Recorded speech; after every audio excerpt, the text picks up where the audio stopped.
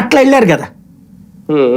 ఇప్పుడు దాంట్లో అధికారులని ఆ రోజున చంద్రబాబు హయాంలోని అధికారుల్ని సేవ్ చేసుకొచ్చాడు జగన్మోహన్ రెడ్డి. ఎందుకు అధికారులు సేవ్ చేయకపోతే రేపు పొద్దున నిజాలు ఎవడు చెప్పడని, అంతే కదా.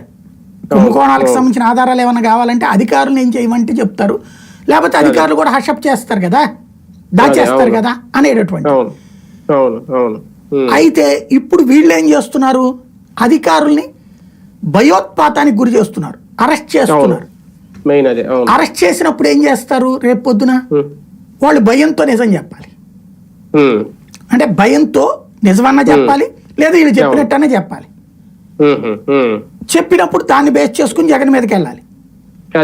ఇది జరిగింది అనుకోండి, రేపు పొద్దున ఏమవుతుంది, నెక్స్ట్ వచ్చే వాళ్ళని ఆడు పట్టుకుంటారు మళ్ళీ. ఇప్పుడు భవిష్యత్తులో ఏంటంటే, ఇంతకు ముందు ఒకప్పుడు రౌడీలుని ప్రోత్సహించే రాజకీయ నాయకులు, రౌడీలు జైలు పాలయ్యేవాళ్ళు, రాజకీయ నాయకులు అధికారంలో ఉండేవాళ్ళు వీళ్ళ ద్వారా. తర్వాత కాలంలో రాజకీయ నాయకులే రౌడీలు అయ్యారు, లేదా రౌడీలే రాజకీయ నాయకులు అయ్యి అరెస్టులు జైళ్లు. తర్వాత అప్పట్లో అది తప్పుడు వాళ్ళు జైలుకి వెళ్తారు, రౌడీ షీటర్ అంటే వాడు అసాంఘిక శక్తి అట్టంటి వాళ్ళు మనం ఎన్నుకోకూడదని మాట్లాడుకునేవాడు. తర్వాత జైలు నుంచి రాగానే దండలేసి తీసుకొచ్చే కార్యక్రమం